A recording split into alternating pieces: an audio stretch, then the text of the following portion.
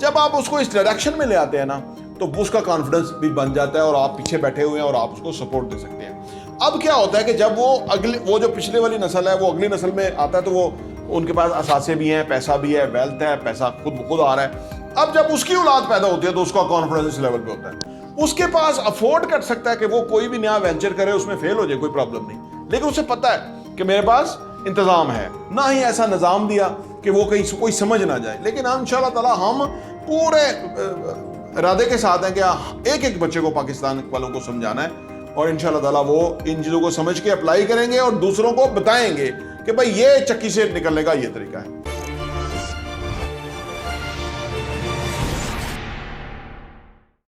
बिस्मिल्लाहिर्रहमानिर्रहीम, अस्सलाम वालेकुम रहमतुल्लाहि व बरकातुहू। मेरा नाम अहमद अकील है, आप देख रहे हैं प्रॉपर्टी टीवी।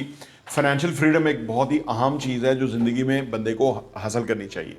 अगर मैं बुनियादी बात करूं तो इंसान की, पाकिस्तान जैसे मुल्क के अंदर इंसान की ज़िंदगी 60-65 साल है, 70 लगा लीजिए, चलो 70 साल पे करते हैं, 70 साल उसकी ज़िंदगी है। अब वो 70 साल की ज़िंदगी में उसने एक बच्चों को भी बड़ा करना है, उनकी ज़िम्मेदारियों से भी ओहदा बरा होना है, उसके अलावा उसकी अपने घर के अखराजात और निज़ाम और सिस्टम है कि जिसके अंदर उसने काम करना है। पहली बात यह है कि पाकिस्तान जैसे मुल्क के अंदर इसलिए गुर्बत ज़्यादा है कि हमारे यहाँ जो तालीम है वो सही तालीम नहीं है।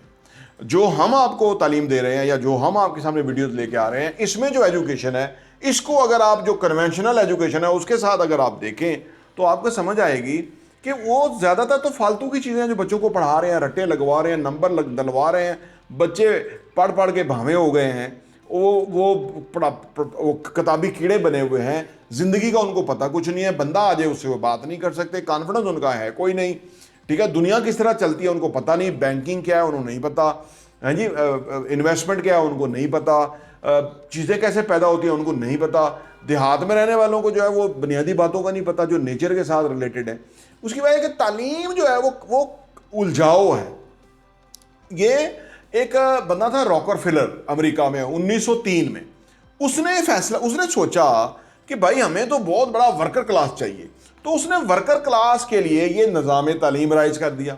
उसने कहा कि ये हम एक ऐसा तरीका बनाएंगे कि बच्चे पढ़ेंगे, वो क्वालिफाई करेंगे और उनको जो नंबर आएंगे, उनकी जो डिग्री होगी, तो वो वाले बंदों को जॉब पे लेंगे, उनको अपनी फैक्ट्रियों में, अपने कारखानों में उनको मुलाजमत देंगे। बस इस तरह से ये मौजूदा निज़ाम तालीम जो है वो राइज हो गया।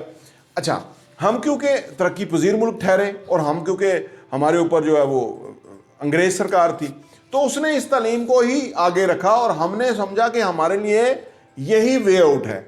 क्यों? और फिर जब वो चला गया तो हमारा मुल्क आज़ाद हो गया, तो फिर तो हमने और क्या, हमारे तो मज़े आ गए, बड़ी बड़ी सीटों पे हम बैठ जाएंगे, जो आजकल बड़े बड़े सांप बन के बैठे हुए हैं, कि जो गरीब तरीन बैकग्राउंड से हैं, पुअर तरीन बैकग्राउंड से हैं, लेकिन जब वो फ़िरौन बन के सीट पे बैठते हैं तो उनका जो फ़िरौनियत है वो खुल के सामने आ जाती है। वो लल्ले तल्लों पे पैसा खर्च करते हैं और जो गरीब जहाँ से वो आए हैं वो भूल जाते हैं वो कहाँ से आए हैं।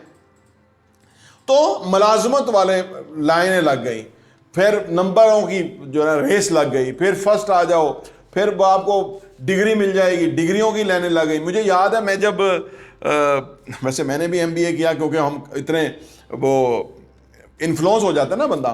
तो ये अल खैर यूनिवर्सिटी हुआ करती थी, ये बात है कोई 99 की या उससे पहले 95-96 की अल खैर यूनिवर्सिटी थी, और वो पता नहीं अब यूनिवर्सिटी ख़त्म हो गई है। फिर प्रेस्टन यूनिवर्सिटी खराब है, वहाँ पे MBAs का एक ऐसा क्रेज़ था कि जिसकी याद नहीं, हर कोई MBA कर रहा था और business master in business administration पढ़ रहा था। लेकिन वो जो MBA था, ठीक है, उधर से लोग निकल के कुछ बिजनेस में भी गए होंगे, लेकिन मैं ओवरऑल ये करना चाह रहा था कि जो तालीम है वो तालीम नहीं है कि जो बंदे को कॉन्फिडेंस फराहम करे, उसको किसी जगह बिजनेस वो कर सके या पैसा कमा सके, वो जा भी करेगा। इस वक्त 2 करोड़ नौजवान पाकिस्तान में, वैसे तो तकरीबन 14 करोड़ नौजवान हैं जो 15 से 29 साल के दरमियान हैं, तो 2 करोड़ वो हैं जो घरों में बैठे हुए हैं।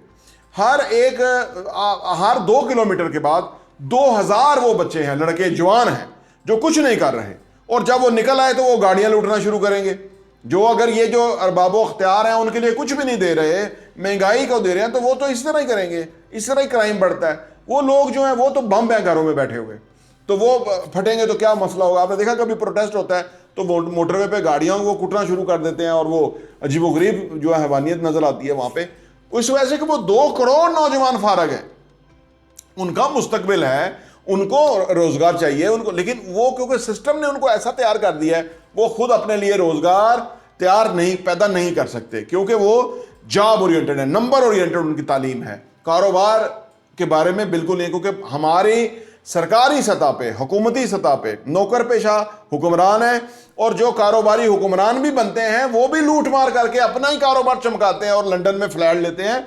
वो पाकिस्तान में कारोबार का माहौल नहीं पैदा करते। वो पीली टैक्सी स्कीम बनाते हैं, वो तंदूर वाले बनाते हैं, वो लैट्रिन वाले पे ऊपर अपनी फोटो लगाते हैं, और वो समझते हैं कि वो ज़माने के बड़े जो ना रिफार्मर हैं, ठीक है। और कुछ लोग उनको बड़ा फॉलो भी करते हैं। मैं हैरान होता हूँ उनकी अकल के ऊपर कि जो इन लोगों को फॉलो करते हैं, कि जिन्होंने पिछले कोई 50 सालों से मुल्क को जो ना नीचे ही किया है, जो जब से ये है, और करप्ट और एस्टेब्लिशमेंट के जो नौकरी पेशा हैं जिनको पता कोई नहीं है, और वो फिर गुलामी की जिंदगी में चले जाते हैं, और फिर वो मंजरेआम पे नहीं आते क्योंकि लोग उनको आड़े हाथों लेते हैं।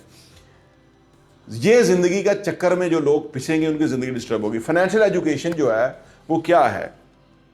फाइनेंशियल एजुकेशन ये है कि आपको जिंदगी में पैसे के लिए काम नहीं करना, आपने जिंदगी में वेल्थ के लिए काम करना है। आम आदमी नौकरी लेता है, जो भी है, तो वो काम करता है, ठीक है ना, और वो उससे पैसा आता है तो उसका निज़ाम चलता है। जो वेल्दी है, जिसने वेल्थ क्रिएट कर ली है, वो उसका पैसा जो है उसके लिए कमाता है, उसको पैसिव इनकम आती है, उसको रिटर्न ऑन इन्वेस्टमेंट आता है, तो वो काम करे या ना करे लेकिन उसका पैसा कमा के उसको दे रहा है। दूसरा वो कि जो जाएगा नौकरी करेगा तो तनख्वाह मिलेगी, नहीं जाएगा तो तनख्वाह नहीं मिलेगी, बेरोजगार हो जाएगा और फिर कमज़ोर हो जाएगा। अच्छा, जब 20 साल में नौकरी पकड़ता है ना, ये नंबर शंबर लेके सुपीरियर कॉलेज, पंजाब कॉलेज, वो नौकरी पकड़ लेता है, तो वो उसके पास मोबाइल भी अच्छा आ जाता है, गाड़ी भी हल्की फुल्की आ जाती है छोटी मोटी, वो खुश हो जाता है। वो कहता है जी मैं तो 2 लाख रुपया कमा रहा हूँ, और घर वैसे चल रहा होता है, वो लाख रुपया उसके लिए बहुत बड़ा पैसा होता है, और बस वो उसको मज़ा आ जाता है, वो लज्जतें, कभी डिनर करेगा, कभी दोस्तों को बुला लेगा, कभी दोस्तों के पास चला जाएगा, वो कहता है मैं तो मज़े में आ गया हूँ। अब वो 20 साल वाला को 25 साल बाद, 28 साल बाद उसकी उम्र में उसकी शादी हो जाती है। जब शादी हो जाती है तो इनकम 1 लाख से 1,20,000 हो जाती है, लेकिन वो खाने वाले वो डबल हो जाते हैं, अखराजात, आने जाना, दावतें, वो आमदनी कम पड़ जाती है। जब फिर एक आध बच्चा भी हो जाता है तो वो 1,25,000, अब बच्चे के ऊपर भी 25,000 30,000 महीने का खर्चा है, अब घर भी सेपरेट चाहिए, वो कंबाइंड सिस्टम में रह भी नहीं सकता। अब जो जिस सूरत हाल का वो शिकार होता है, वो तो सर पकड़ के बैठ जाता है, तो मेरे साथ होगा क्या, मैं करूँगा क्या। वो पीछे घर वालों के साथ लड़ता है, आगे उसका कुछ नज़र नहीं आता, महंगाई 25% की इंतहाई सतह पे पहुंची हुई है, तो उससे क्या होता है कि वो कमज़ोर, वीक हो जाता है, वो फिर वो नौकरी छोड़ नहीं सकता, ज़िंदगी में वो फाइनेंशियल फ्रीडम की तरफ जा ही नहीं सकता। जब 40 का होता है तो वो बिल्कुल फंस चुका होता है, और वो फिर सारी ज़िंदगी गुजार के 50 में ही फौत हो जाता है। कल हम भाई के यहाँ थे तो वहाँ वो बता रहे थे, उनके नेबर 50 में बेचारे का हार्ट अटैक हुआ और वो फौत हो गया, और बच्चे अभी उस स्टेज पे नहीं थे कि जहाँ से वो कमाए, वो भी रेंट पे था, तो निज़ाम। तो ये है प्रॉब्लम उन लोगों का कि जो नंबरों के पीछे होते हैं और जो ज़िंदगी में कारोबार समझने और करने की पोजीशन में नहीं होते, वीक रहते हैं। फिर अगली नस्ल फिर वहीं से नौकरी शुरू करती है। अगली नस्ल भी यही होता है कि वो भी, उसकी भी लाख रुपए तनख्वाह लग जाते हैं, उसके बाद भी फ़ोन आ जाता है, उसके बाद छोटी मोटी गाड़ी, उसके बाद भी लंच डिनर के लिए पैसे, उसके पास भी दोस्त यार, उसके भी गप्पे हैं, हाँ जी, उसके पास भी वही, उसके बाद उसकी भी शादी होती है, उसके भी बच्चे होते हैं, वो भी उसी चक्की में। ये तो आलम है। अब मैं आपको बताता हूं कि जो लोग वेल्दी होते हैं वो किस तरह करते हैं। जो लोग फाइनेंशियल फ्रीडम के पीछे होते हैं ना, जैसे मैंने जिंदगी में किया, तो मैं आपको अपने तजर्बा से बताता हूं, तो वो भी इसी चक्की में आते हैं। वो जब लाख रुपया 50,000 रुपया उनकी तनख्वाह होती है तो वो सोचते हैं कि यार अब मैं तो ये नहीं करना चाहता, मैं तो ये नौकरी नहीं करना चाहता। अब वो कहते हैं कि इससे वे आउट क्या है, और वो बड़ा डिफिकल्ट होता है। वो ये होता है कि आपने अखराजात कंट्रोल करने और पैसे को आपने किसी तरह बचाना है, ठीक है। पैसे आमदनी बढ़ानी है, 2 काम करने हैं, जॉब भी करनी है, छोटा सा बिजनेस भी करना है, ताकि एक आमदनी से घर चल जाए, एक आमदनी सरप्लस हो जाए, उससे कोई एसेट ले लें, कोई असासा ले लें, उसकी पेमेंट पे ऑफ करें, ताकि जब आप 25-28 के हों तो कुछ आपके पास कुछ छोटा मोटा घर, अपार्टमेंट कुछ बन गया हो। अब क्या हुआ कि वो जब बन गया तो अब आपको थोड़ा सा बेहतर एतमाद आ जाता है।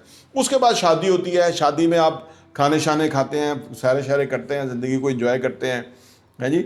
उसके बाद फिर आप तो समझ आती है कि भैया अब अगला बच्चा भी आएगा, जो बच्चा आएगा तो उसके लिए भी इंतज़ाम करना है, तो आमदनी बढ़नी चाहिए। तो आप जॉब स्विच करते हैं, आप जो पार्ट टाइम कर रहे हैं उसको अपग्रेड करते हैं, आमदनी को बढ़ाने की कोशिश करते हैं, फिर आप एक और असासा ले लेते हैं। जब आपका बच्चा अभी छोटे ही होते हैं, आपकी इतने अखराजात नहीं होते उनके उस तरह के, तो 3 4 5 असासे आप बना लेते हैं। अब वो असासे जब बच्चे थोड़े से एक्सपेंस बढ़ने लगते हैं तो वो पैसिव इनकम देना शुरू कर देते हैं।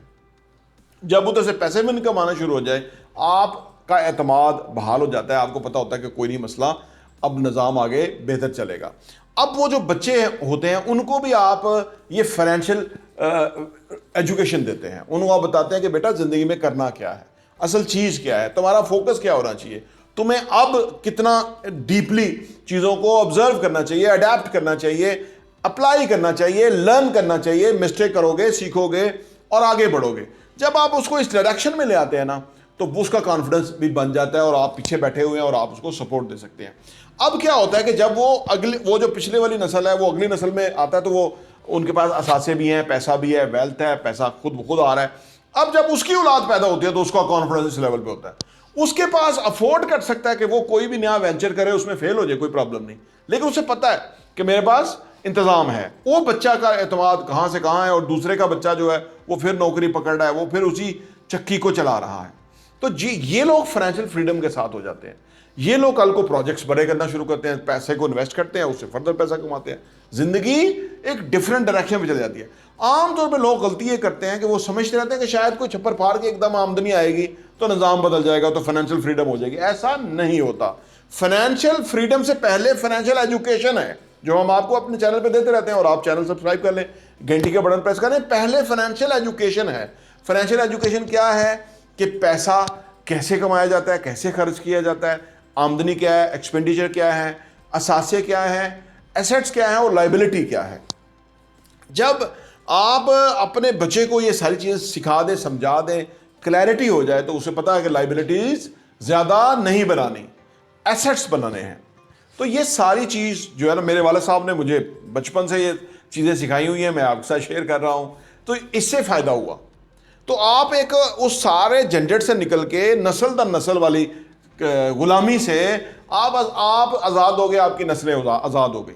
तो जो लोग आपको पाकिस्तान के अंदर 17 करोड़ लोग जो हैं जो कि पुअर क्लास में आते हैं, आप समझ लीजिए, और सिर्फ आप समझ लीजिए ऊपर वाले जो 8 करोड़ लोग हैं वो अपर मिडिल क्लास में आते हैं या रिच क्लास में आते हैं, और वही इधर आपको हर तरफ ज़िंदगी इंजॉय करते हुए नज़र आएंगे। बाकी बेचारे जो है वो, उनकी कोई लाइफ नहीं है। वो या तो बिल बढ़ के आ जाता है, कभी गैस का बढ़ जाता है, 55 रुपये यूनिट यहाँ बेच रहे हैं, हिंदुस्तान 10-15 रुपये यूनिट है, महंगाई वहाँ 5%, यहाँ 25% है जी। और लोगों ने वोट जिसको दिए उसको जेल में डाला हुआ है, और जिनको लोग देखना नहीं पसंद करते उनको हमारे ऊपर बिठाया हुआ है। उनकी अहलियत ये है ही नहीं, ये वाली। तो ये जुल्म का निज़ाम है, इसमें आप अपनी फाइनेंशियल फ्रीडम पहले हासिल करें। अगर पाकिस्तान में लोग फाइनेंशियल फ्री हो जाए ना, तो ये चोर, गुंडे, डाकू, बदमाश भी दुम दबा के यहाँ से भाग जाएं, क्योंकि लोग फिर तरक्की याफ्ता मुआशरों की तरह उनको पूछेंगे। लोग पूछना शुरू हो जाएंगे, जैसे तरक्की याफ्ता मुआशरों में, वहाँ लोग रिच हैं, लोग पैसा कमाते हैं, लोग इंडिपेंडेंट हैं, लोग जो है वो दुनिया में जाते हैं, फ्लाई करके चले जाएंगे। तो लिहाजा वहाँ उनको आइन कानून मेंटेन रखना पड़ता है। वो माशरा पूछने वाला है, सवाल कर सकता है माशरा। हमारा माशरे को गरीब रखा है, बेचारों को रोटी के तंदूर के गिर्द गमाया हुआ है इन चोर, गुंडे, सियासतदानों ने, नाअहल और पीछे करप्ट एस्टेब्लिशमेंट ने उनको इतना गरीब रखा हुआ है कि वो बस दौले शाह के चूहे बन के रह गए हैं। उनका दिमाग ऊपर वाला पोर्शन काम ही नहीं करता अनफॉर्चुनेटली। उसकी वजह यह है कि उन्होंने उसके ऊपर एम्फेसाइज ही नहीं करने दिया, ना ही ऐसा निज़ाम दिया कि वो कहीं कोई समझ ना जाए। लेकिन इंशाअल्लाह ताला हम पूरे इरादे के साथ हैं कि एक एक बच्चे को पाकिस्तान वालों को समझाना है, और इंशाअल्लाह ताला वो इन चीज़ों को समझ के अप्लाई करेंगे और दूसरों को बताएंगे कि भाई ये चक्की से निकलने का ये तरीका है। प्रॉपर्टी टीवी देखने का बहुत बहुत शुक्रिया।